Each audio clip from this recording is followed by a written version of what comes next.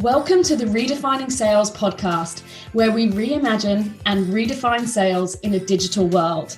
In this new series, we have absolutely scoured the world to bring you only the best of the very best. We will be working with each of the thought leaders to unpack all of their years of experience, their pearls of wisdom and nuggets of gold into bite-sized chunks that will enable you to redefine your sales.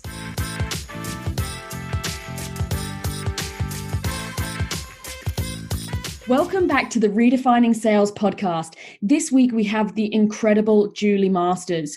Julie is one of my favorite people of all time and probably the person that I quote the most in our office. Every time I'm around her, I walk away with inspiration, new ideas, and she just helps me elevate my thinking. Now, Julie is the CEO of Influence Nation. She has been specializing in working with thought leaders and industry experts on the art of influence for over 20 years. And I mean real influence, working with world-leading brands and CEOs to become a voice of authority in their space. Julie is going to talk to us about the human activation of brands. She's going to talk to us about how at the moment, when it is such a noisy world, how do you cut through the noise and how do you out-contribute? She's also going to talk to us about her golden rules for content and what rules she has before anything leaves her office.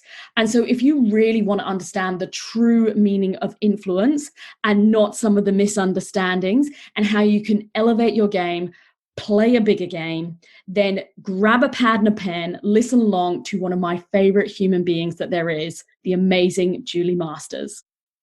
All right, welcome to the amazing and the incredible Julie Masters. Thank you for coming on. Thank you for having me. It's always good to see you. My favorite person to talk to. You are probably one of the most quoted people in our office of like some of the Julie-isms that come out of my mouth. Well, that's it. I don't know. Is that an honor? I'm not. It is. That's what you're quoting, I think. It is all good. I will share some of them later.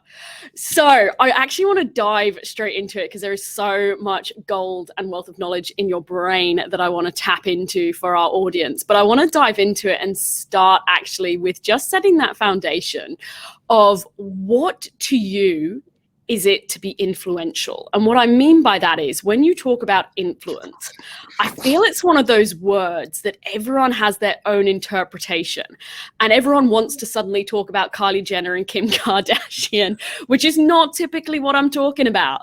So I really want to get it from you, get it from the horse's mouth. Can you define for us what you mean by influence? I think you're right. I think that we're very unclear right now when it comes to a definition for the term influencer. I think that back when I first started out 20 years ago, it was so much simpler. You know, when we talked about an influencer, we were talking about someone who was a recognized authority in their field. We were talking about somebody who had either an amazing idea or someone who was able to break down an idea in such a way that they could take people on a journey and compel them to take action. That's what we meant by influencer, and that was the world that I worked in. And we would take an incredible idea and an incredible human being. We would put them together. Sometimes they arrived together, and then what we would do is we try and amplify those ideas at scale. Now, what has happened over the past, I'd say 5 to 10 years, depending on how far back you're going to go, is that the word influencer just changed overnight. It felt like. You know, whereas before it meant authority, then it suddenly came to mean, you know, a teenager Instagramming their breakfast, or, you know, there's the influential egg. You and I have talked about the influential egg before. The influential egg that was literally just a picture of an egg. And it got 53 million likes. I think it was Kylie Jenner actually who had the previous record for the most amount of likes on a post. And was voted by Time magazine as one of the top 25 most influential people on the planet. And it was just a picture of an egg. And so I think that we are, and I could keep going here, you know, people who play zombie video games are suddenly on the front cover of Time magazine as the most influential people in the world. And so we've got this really interesting situation where our definition of the word influence has changed. And what that means is it's very hard, if you are genuinely looking to raise your authority in a field, to stand out as a trusted expert, to stand out as a leading authority, is very difficult to know what to do because we don't even have an agreed definition of the word anymore. And that has come about because what we've seen is we call it the power pyramid. And people have been talking about the power pyramid back in the 80s. It's not a new term. And the power pyramid basically looks like this. So if you think of a pyramid, I don't know if I can get my fingers to make a pyramid. That's as close as I'm going to get, I reckon. What the pyramid used to look like is at the top you would have the powers that be, the monarchy, the government. Underneath that you would have the military or the enforcers of the word of the power that be. Some people call them management. Underneath that you would have the media, which are the communicators of the words of the power that be. Some people call it marketing. And then underneath that is everybody else on the planet. And what we've seen with the rise of digital is this just completely turn upside down. And now anyone with an iPhone can start or stop a revolution in 24 hours or less. And we've seen it happen. We're seeing it happen more and more. You could have a YouTube channel in 5 minutes. You could start a blog in 10 minutes. And suddenly there are so many voices across so many platforms, and the world of influence has been turned on its head. So that's a very strange answer to your question that went all the way from zombies to revolutions to eggs. Eggs, yeah. The egg one is still my favorite every time. But that actually begs a really good question, which is, if you can start a YouTube channel in 5 minutes flat, you are competing with an egg, you are competing with everybody. You've spent your whole entire career decoding influence. So how, when there is now so much noise, because we can all start a YouTube channel in 5 minutes, how do you stand out from that noise? I think my particular area of expertise is in the human activation of brands and the human activation of ideas. And what we've seen is, which is in a way what I love about what has changed. There's a lot of things I don't love about what has changed when it comes to the world of influence. But one of the things I do love about what has changed is we now, the most compelling thing on the planet when it comes to holding people's attention is human beings. We follow, 96% of everything that we look at is unbranded. Everyone that we follow, unbranded. And all that means is that we follow human beings, we don't follow brands. Pay attention to human beings, we pay attention to brands. We watch reality TV. Now we have Gogglebox, where we're watching somebody watch TV. This is how much we love watching human beings and listening to human beings and real, unfiltered, unvarnished human stories. And so the area that I work in is, as I said, the human activation of brands and the human activation of ideas. What does it take to get a great idea or a great brand and then activate it using a human being? And one of the primary things that it takes is this flip that I talk about, from technician to translator. So we come from a world of the information age, where those who had the most information won. You'll remember, I don't know if you remember actually, I'm definitely older than you are, my parents spent money on the Encyclopedia Britannica. Yeah. And it was a lot of money, and it was paid in installments. But the idea being that those who had access, it was pretty much, as it was sold at the time, the majority of the knowledge of mankind, and those who had access to information were the ones who came out on top. We don't live in an information age anymore. We have access to way too much information about every single topic now. So the age that we live in has now flipped into a translation age. And a translation age is the people that we follow, the people that we buy from, the ideas that we buy into, they are from the primary translators. And if you look at everybody you follow, where you read everything that they write, you watch everything that they do, you go to them as a source of information, I guarantee you it is because they translate something important for you. It could be parenting, it could be leadership, it could be business ownership, it could be podcasting. They are the people who have our attention, the translators. And the power of a translator is that translators go out onto the fringes, to the places where I neither have the time, the experience, or the bandwidth to go. And they bring back information for us, and they bring it back, and they define it down into bite-sized chunks using our language.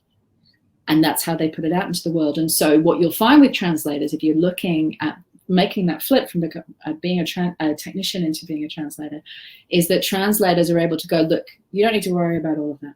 You don't need to worry about the 1,000 things out there. Here are the top 3 things that you need to know. If you like my style and what I do, I'm going to bring back all this information for you. I'm going to translate it into a way that it is the bottom line. I call it the beautiful bottom line of what you need to know. And the people that I follow are the people who are able to do the beautiful bottom line for me. And they do it with a style and using a language that I resonate with, that matches my style. So yeah, we're seeing this flip from technicians into translators. And the only other thing that I would say about being a translator is that it requires becoming fluent in the questions and the language of your target market. And every target market has what is known as charismatic language. And charismatic language is the language that we use to describe things when we're alone, when we're talking with our peers. We don't use technical jargon to talk about things when we're discussing it. And yet what most of us do when we're talking about what we do for a living is we hide behind technical language. We hide behind our own language. We're so used to our own language we don't hear it anymore. It just becomes white noise. So the first step to being a translator is to get fluent in what are the core questions of your target market and starting to learn their language, get fluent in their language. I want to tap into several of those. I've actually just made a list. So I'll have a drink. You have a drink and get ready for my list. Go. Okay, the first one I want to tap into is what you talked around, the human activation of brands, and that 6% of what we're consuming is actually from people and not brands. What does that mean for corporates? Because a lot of our clients, a lot of our audience fit in the corporate space. So how are you seeing corporates apply that? In lots of really interesting ways. What I'm seeing, there's two parts to that. One is corporate starting to embrace what I would call epic storytelling. And epic storytelling is grippingly human. It involves human beings. We don't really want to hear a story about a brand. I mean, I don't know if you've come across, there's this incredible brand of wines out of the USA. I wish I could think of the name right now. Something Thieves. And anyway, they've got a barcode on the packaging of the wine itself, and when you hold your phone up, what happens is the label of the wine starts talking, and it focuses on a particular criminal. So it's called Thieves Wine, and the criminal on the label starts talking and telling their story, how they ended up there, what happened. That is grippingly human storytelling. And so looking for ways to involve more grippingly human storytelling, we call it the Netflix effect, which is a term that I actually got from Ben Jones from Google's Unskippable Labs, which is well worth anyone that's watching checking them out.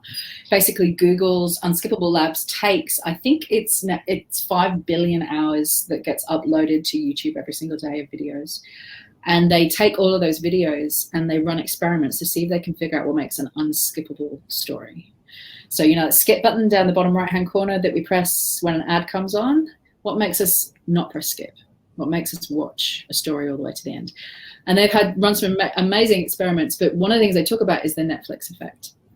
And the Netflix effect is essentially the impact on our attention spans of streaming services like Netflix, like Stan, like Amazon Prime, where we are so educated now to expect a certain level of storytelling that we won't accept anything less. We watch such incredible stories. I mean, how many things did you binge watch while you were in lockdown? We're so used to it. And what that's done is it's created a fragmentation of our attention. So on the one hand, our attention spans are lower than they have ever been. There's that age-old saying of they're less than it's 8 seconds, which is less than a goldfish. Although I said that at a presentation recently, and somebody sent me an email afterwards going, can you actually back that up with any science? I wrote back and I was like, no, I'm going to stop saying it. Can you say it's goldfish? Is that a thing? Can you test a goldfish? Anyway, I'm not advocating testing anything on goldfish. So, but our attention spans are small. Let's put it that way. But what we're seeing with this fragmentation of attention is that our attention spans are lower than they have ever been. However, if you can get us quickly by telling a compelling enough story quickly, then we will give you unlimited amounts of our attention. We'll listen to 3-hour-long podcasts. We'll binge watch Game of Thrones for 48 hours. So the premises of this, you have to get us fast. You have to get us fast. And if you can do that, then we will follow you along the journey and we'll give you unlimited amounts of our attention. to flip back to your question a second about what different corporates are doing, it's fascinating to watch at the moment. And Macy's is a great one. And what Macy's have done is they were struggling, and a lot of brands are in a similar position where they're like, it's just not working anymore. You know, the traditional advertising, I call it out interrupting, the whole premise of I just interrupt you enough times, you will eventually buy from me. You know, that's just not working anymore, or not to the degree that it used to work. And also the perfection of brands, you know, these perfectly curated, perfect messages with perfect brands and perfect looking celebrities, just not going to cut through that they used to get. And so Macy's decided to try something different. They said, you know, we've got all these incredible people, young people who work within our brand who are so passionate about fashion, and they have huge networks. The stats are that the average person who works within a brand has a network that is 600 times larger than the network of the brand itself. So that is if you just look at that purely from an ROI perspective, that is a huge untapped market there. And if we can't tell compelling enough stories that the people who, you know, work within our walls want to share them, then what are we doing?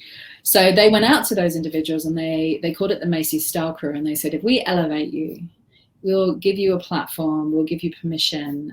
You just do what you love, talk about what you love to the people that you love to talk to about it. And this thing just went off. Macy's Style Crew went off. I think I can't remember how many there are in it. That started at 20. I think it was up to 400 the last time I checked how many members they have in it. Now they're incentivizing with commissions, just completely redesigning the model. But what that shows you is that if you can tap into the characters that work within your walls, the characters within the brand itself. IBM did a great one back in, I think it was 2016, called Smarter Planet, another example of tapping into the passion and the characters within your walls. You know, that's human storytelling, and that's what captures our attention. They did that when I was there. I think it was something to do with me. Yeah. I can see you having been pivotal in that one. It was nothing to do with me. And so so there's a couple of things. My list is getting longer. This is crazy. So I want to keep going through, though, a couple key points that you've referenced. So one that you've referenced several times is around epic storytelling and around how it's grippingly human. And I love just the language that you use around that. It's just amazing. There's so much out there around what it takes to tell a compelling story, what it takes to tell a good story, what are the components, and so on. What do you think the non-negotiables are in an epic story? It's a good question. You know, I think, again, my background started in the speaking industry, and, you know, working with speakers. And, you know, if you want to learn about storytelling, stand yourself up in front of 1,000 people and tell a story and see what happens. You know, that's putting your feet firmly in the fire of storytelling, of human storytelling. And what we learnt and noticed when it came to what made an epic story, and, you know, Ted has really done a great job of codifying this as well, is that epic stories are, first of all, they are relevant. So they're relevant, and we miss this so much when it comes to how we tell stories as brands. So I have the rule, and, you know, I've talked about it many times before, the keep it or share it rule. And the keep it or share it rule is essentially either whatever leaves my office is either valuable enough for somebody to keep it, refer back to it again later, or share it with somebody else that they know. Otherwise, it doesn't leave the building. And that's just my minimal rule for what we stand for in terms of storytelling. Because if it's not interesting enough for someone to keep, and it's not interesting enough for someone to share, then why are we sending it? And I think we lose. Somehow we lose. And again, we've talked before about the vanilla ice cream problem. And, you know, the vanilla ice cream problem being that if we just use the metaphor of ice cream, we love funky flavors of ice cream, right? I love pretzels smashed in with fudge, smashed in with caramel, smashed in with hundreds and thousands, and just keep smashing stuff. We love funky ice cream. But for some reason, and it's the same when it comes to what we consume as messages and stories, We love diversity. We love real and gripping storytelling. We love not massively produced. We love behind the scenes. We love, look at all the things that we love. And yet for some reason, when we come to create it, we assume that what everybody else loves is vanilla. We assume that what everybody else loves is highly polished, highly branded, can't be faulted, technical language, no personality, not a trace of human in there. So we get caught in this vanilla ice cream problem of storytelling. I've forgotten where I even started now. What was the question? Non-negotiables of epic storytelling. Non-negotiables. Okay, so we've talked about making it relevant. Is it relevant? The second one is it personal? Do I believe you? That's the essence of is it personal? Do I believe you? Have you walked this road before, or have you held the hand of somebody else who has walked this road before? And that makes a story epic. And again, when we're working with corporations or working with individuals, that's what we're looking for. We're looking for the anchor story. It's a story that someone can really feel when you tell it because you were there or you watched somebody else go through it. Another language for that is situational storytelling. Is this a situation you've been in or a situation that you've helped somebody else get out of? That's epic storytelling. And the third one is it emotive. And by emotive, I don't mean is it emotional. I don't mean, because when we look at emotive storytelling, fear is emotive.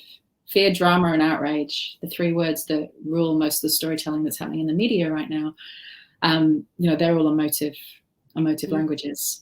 I'm not talking about that. I'm talking again about charismatic language. I'm talking about language that elicits an emotional response from me. I'm talking about using my language as opposed to yours.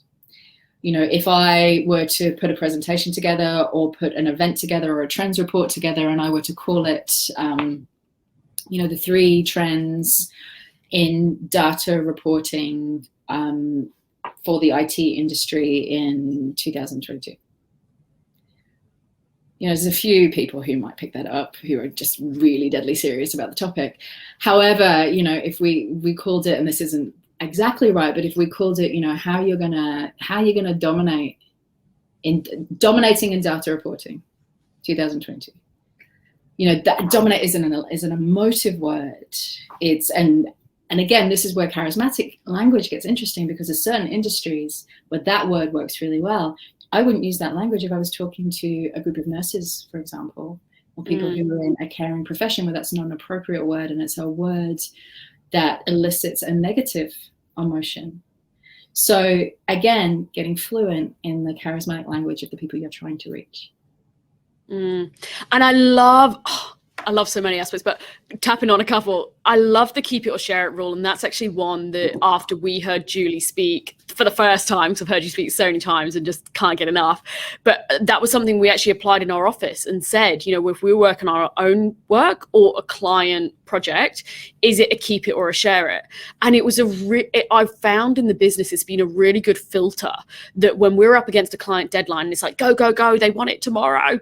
It's a brilliant filter to go, but is it a keep it or a share it? And go, are we just doing it because we need to get it out the door and we need to hit a deadline, or are we doing it because we think it's a keep it or share it? Barometer, that one. And that's what I love about it. It's a tough barometer because you're really holding yourself accountable with what you're about to interrupt people with.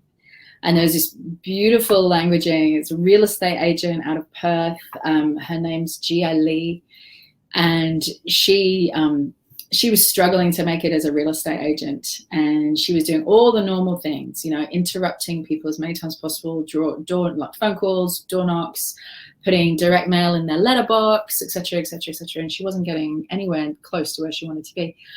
And she took a step back and she said, what? I'm gonna take a different tactic. What if I stopped interrupting what everybody was interested in, and what if I could become what they were interested in? And she put together a podcast interviewing all the different people in the area about what it was like to live there, prominent business people, prominent restaurant owners, what it was like to live there, their favorite places, was the best place to go for a steak, their childhood memories. And guess what happened then? They shared it amongst their networks because they had a chance to tell beautiful stories about something that they loved. And the flow, we call it halo effect of that was incredible. And just to flip that again into the space that I know that you're prominent in, the tech industry, I was talking to a tech CEO not so long ago, and he said, the game changed for me when I stopped asking the question, how can I sell more? And I started asking the question, what if I could curate, design, and create a sales process that was so valuable that somebody would pay to be a part of it? And that's the flip, right? Not how do I get money out of people by interrupting them, but how do I curate, design, and create something that is so valuable that people would pay to be a part of it? And I think, yeah, that's the keep it or share it rule in action. And the other thing I want to tap into on that is you've talked a few times about questions and really speaking the language of your audience. And we did an experiment with this after hearing you talk about keeping a question bank. So I don't want to ruin the punchline on it, but can you talk to us about the concept of a question bank? I feel I'm about to get sideswiped now. I'm going to tell you about it, and then you're going to say, actually, we tried it. Like, it was terrible. It was terrible. Don't even bother. I just wanted to do it for my own entertainment. Terrible idea. Talk a lot about keeping, which is what I believe you're referring to there, a relentless question radar. And it is something that I have done through my whole career. And it's something that I recommend to other people, and other people have put it into play with incredible results. And that it's very simple, as all the best strategies are. Just to keep a note on your phone, anywhere, an Excel spreadsheet, and every time you get asked a question by a potential client, by a current client, write it down. Write down the question. Keep a radar of all the questions that you get asked, and then answer them. And have it be the design of your sales pitches. I mean, that's how we use it. We use it to design sales pitches. We use it to design content. We use it to design how to close. We use it to design presentations. We use this bank of questions as a foundation for all things. And having this relentless question radar also has this really interesting flow-on effect that I've discovered since being out there and talking about it. And that is that you get to practice answering them.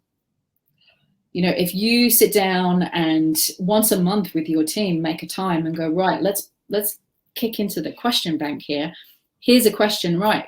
Sam, go. What's your answer? And then I get to sit there as somebody new and go, oh my God, that was the best answer to that ever. I'm writing that down. And you're like, oh, do you know what? I'm really good up until this point, but whenever I answer it, I feel like I lose it here. And you had this great line. Write it down. It becomes this incredible tool for sharpening your sword as a team and making use of the collective brilliance that's within your walls. Not only that, but you can then take those questions and you can go out to what we call non-competing independents, which is just I need to find a better word for it, collaborators. It's basically people in the supply chain that are either before or after you. So they're not competing with you, but they provide a complementary service to what you do, and they have the eyes and ears of your target market. You go out to them and you say, look, I've got this list of questions that my target market are asking about this journey that we're trying to take them on. This particular question here, we're not best positioned to answer. Could you answer it? And then you collaborate. You might put a white paper together and bring in a whole bunch of different people. You might get them to write an article. You might, interview them for a podcast. And then again, guess what? They've just created something amazing with you, and they're going to share it. They're going to share it with other people who could be your potential target market. So many things flow on from having a clear understanding and a relentless radar for questions. The final thing I will say about questions, which is something I'm in the middle of researching right now, actually, is that the prominence of voice search, or the exponential growth of voice search. It was predicted that by 2020, 50% of all search would be voice. I think at the moment it's around that figure. I'm trying to find figures for it at the moment as part of my research. But needless to say, it is the most booming area of search that there is right now.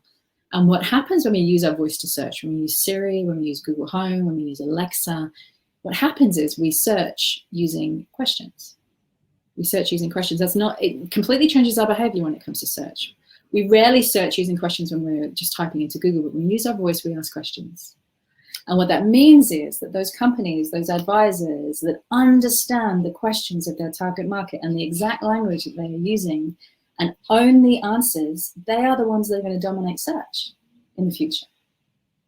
So again, we have all of this flow-on effect from just getting really serious about understanding the questions of your target market. I love that. And we did it. I'll tell the story really quick. Yeah, we tell the story. I don't think I've heard the story. We did it as an experiment. So we heard Julie talk about this and we went, brilliant, right? As a team, we're all keeping the list of questions. And then for the month of February, we're going to do 28 questions in 28 days and start to answer them on our LinkedIn and post a video. Now, what was fascinating about it was, firstly, some of the questions, you're right, we were like, oh, didn't realize that was the top question. So there was definitely some eye openers. I think if you tracked it in terms of vanity metrics, you'd go, oh, that wasn't a success. We didn't get X amount of gazillion likes and suddenly became more popular than Paris Hilton. But my definition of success for it was the amount of people who I would jump on a call with and they'd go, hey, Abby, I'm loving your videos at the moment. They hadn't liked them. They hadn't shared them. They hadn't commented. To all intents and purposes, I had no idea they'd even seen it. But people were then commenting how they then found it valuable. So to me, that was the definition of success. I think the secondary thing for us for success is, I'll be really honest and say what we struggle with is we are always serving our clients. So sometimes we, come last. And what it forced us into was that amazing momentum on our own LinkedIn, on our own sales and marketing, that every day we had committed to show up and I will be there. And so it also forced and built a really, really, really good new habit by throwing it out there, staking the ground, we're going to do it. So I would absolutely say it was a game changer for us, but as long as you measure it by looking at a more holistic view rather than just a very narrow vanity metric view. Yeah, and I think you're spot on there. There's so much in what you just said, there's the magic of showing up. First and foremost, the magic of committing to showing up, and just how much, in terms of sharpening your own swords, how much better you would have got in the process of answering those questions, how much you would have learned about your own topic, about how to explain it, about what was resonating, what wasn't resonating.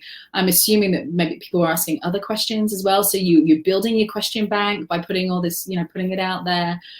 But I wrote an article in my newsletter just this week. On Monday it went out, and part of the article, I said, not much happens in 30 days, usually. Not a lot changes.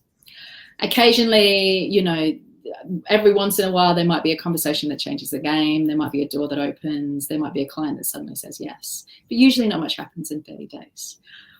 But if you can take the bull by the horns and do something different and step up and show up when it's not perfect, when you might not have all the perfect answers yet, if you can do that, then I can guarantee you the chances of something happening in that 30 days, of a door opening, of a client saying yes, of a new conversation that changes everything, is a hell of a lot higher than it would have been if you had not done it. So I think you're right. The magic of showing up, the momentum, the conversations it sparks, your own understanding of your own target market is well worth the effort that it takes to do it. Absolutely. And I think the other thing for me, and this is my other Julie-ism that is in our office that I wanted to draw back to, the girls I think all live in fear, because I come off the phone and I'm like, I've just spoken to Julie Masters, and everyone's like, oh God, what's Abby going to say now? What great idea has she just had? Everyone run and hide. Yeah, I used to have that in the office. I've been working in the world of ideas for 20 years for a reason, and that is because I love ideas, compelling ideas, and compelling people who can bring them to life. And I used to, the girls used to have a saying in the office, it's called the crazy jar. And anytime I spent any time on a plane, because when I had time on a plane, I'd be thinking, I'd be joining the dots on different people that I'd heard and different ideas that I'd come across, and I'd come in, and every time I came off a plane, they'd be like, all right, just start talking. And then for the first hour, everything you say is just going in the crazy jar. We'll revisit it later. We don't need any more ideas. I'm totally editing this part of the interview out so that my team don't hear it. We're not having a crazy jar. I'm going to buy you a crazy jar. Oh no, God, whoever has that jar will be so rich.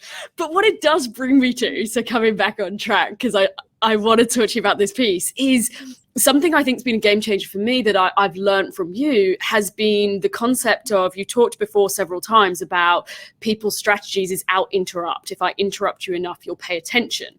And your strategy is more about how can I out contribute, which is what you've been talking to. So can you, and that word, that out contribute, that has really stuck with me again on my Julie checklist. You know, is it a keep it or share it? Am I out contributing? So can you talk to us about that out contribute mentality? Yeah, I mean, I studied marketing at university, so I spent 4 years studying, and then worked in, you know, various different corporations in London, putting it into practice. And I could pretty much just boil the whole thing down. It's depressing. I could boil, like, you know, 8 to 10 years of my life down into 3 core strategies. And, you know, one strategy is out interrupt. I'll just interrupt you. Let's just up the interruption factor. Let's interrupt more people more frequently.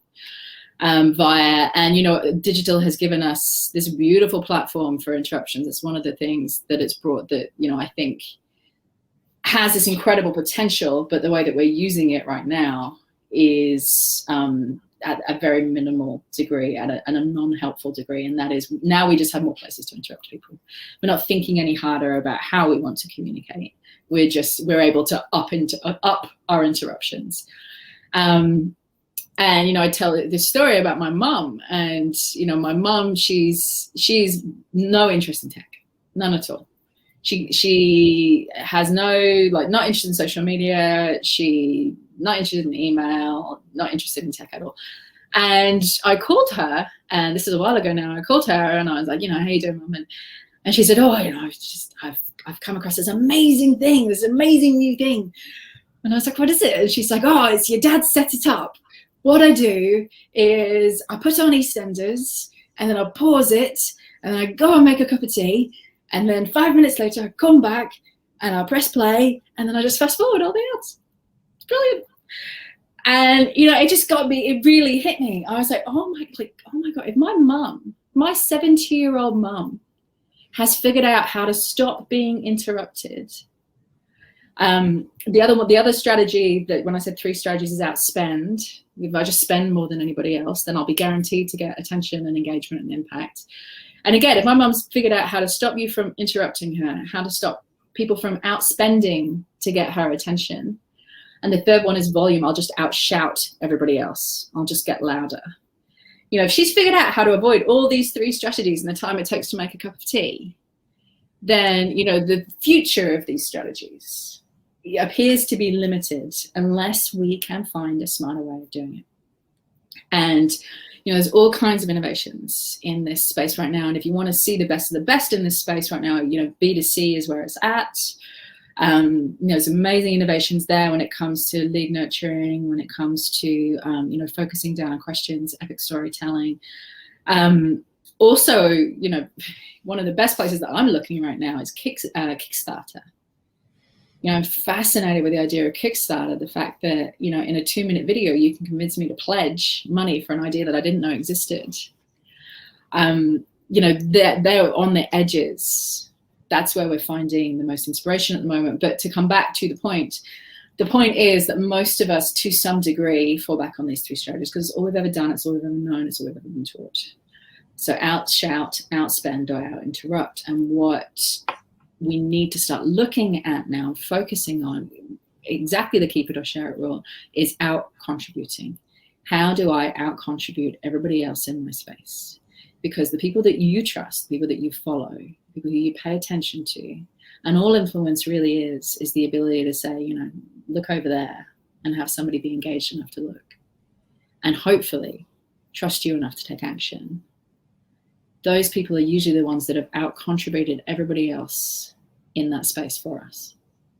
And that's when we start focusing on out contributing as opposed to out interrupting. And I think I've personally found, since we've used it, it's a great mindset shift to go, right, if one of our goals is to out contribute everyone, how are we doing that? And it brings you completely centered more towards the customers. Yeah, and there's also a danger to it. When we talk about out contributing, do I just post 1 million times? Do I just send 1 million emails? And I think that that's a really important distinction to talk about, because what out contributing, you're exactly right, it's our mindset. This is, again, not a volume. This is not based on volume. In some situations, volume should be this. In other situations, it should be this. This is not about frequency. And again, frequency takes you into an interruption mindset. This is a mindset of contribution.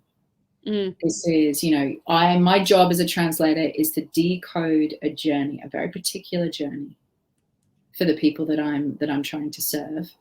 And how can I contribute regularly, usefully, purposefully, and in an engaging way throughout that journey to help people get from A to Z. That's what having a contribution mindset is. Where might they trip? What information might they need? What questions might they have? Who else can I bring in that's on my panel that's going to help them navigate this road? That's the mindset of contribution. It's a very different mindset to a mindset of interruption, which is what we fall back on often when we don't know what else to do. So I think you're right. I think that flip in our brain is a really important one to have. Otherwise, we do fall into just interrupting as frequently as we can. No, I absolutely love it. And I love that you mentioned there with purpose. One of your courses I did at the end, I said, when I was debriefing with the team, so much of it was around like really getting behind that purpose, that intent. It was so intentional. So I want to ask one of the most powerful questions. What is your intention? What's the one thing you want to, just to speak to intention for a second, what's the one thing you want them to do, feel, believe differently as a result of this piece of communication? That's powerful intent, and that has way more correlation with action than something that has no intention. We call it like spray and pray. Spray and pray, baby. Say as many things, as many platforms as you personally can. Get up on the stage, just dump as much information as you can on human beings, and then leg it. It's very different. It's purposeful, it's contribution, it's intentional. So I promised I would let you leave on time. So I have to squeeze one last question in very quickly. You are the one person that, it's so funny, whenever I'm going for a run and I'm like, what podcast should I listen to? I don't know which ones I want to choose from. I'm always listening to your podcast, because with your podcast, you've always gone out and found these awesome people, half of whom I actually haven't heard of before and probably should have.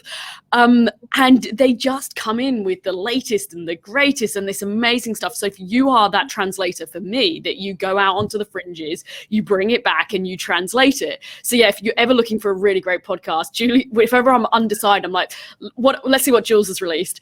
So that brings me to my final question, which is actually, what do you see, given that you are so much on the fringes of what's happening, as coming our way in terms of sales and marketing? What are some of the future things that we should be looking out for?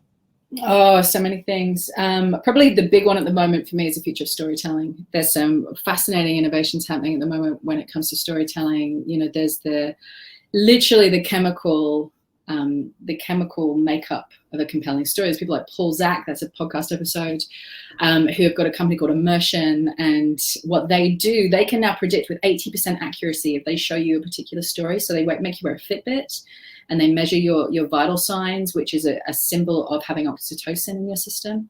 Oxytocin being the molecule of trust and engagement and the essential molecule of storytelling. They can predict with 80% accuracy whether you will donate to a particular charity or to support a particular cause after watching a video about that cause based on your vital signs, which means that stories these days, or certainly in the future, are going to be designed literally with biology, with measuring our biology. And so, if you're not catching up in the world of storytelling now, wait until storytelling is measured by your biology, and other people are able to create stories that are literally going to guarantee impact, and you're still, trying to create stories that you think might make an impact. So yeah, the edges of storytelling, there's so much I could talk about there, but that's what's really got my attention at the moment. Julie, thank you so much for coming on. Where can people find you? Find me website, juliemasters.com, LinkedIn, podcast Inside Influence, search iTunes, They're probably the primary hangouts, I would say. And the influencer code ebook, which you can find on my website, which has the kind of the core components of everything that we've talked about today. Thank you so much for having me on, Han. It's always a pleasure. Thank you for tuning in. Now, before you leave us, if you would like to download our latest white paper on the state of sales and marketing, which unpacks 4 steps to drive hypergrowth in your business, please visit whitepaper.salesredefined.com.au. And if you enjoyed this episode, please make sure that you subscribe so that you never miss a future episode. And finally, we would absolutely love it and appreciate it if you could leave us a review and maybe even share with a friend. We'll see you next time.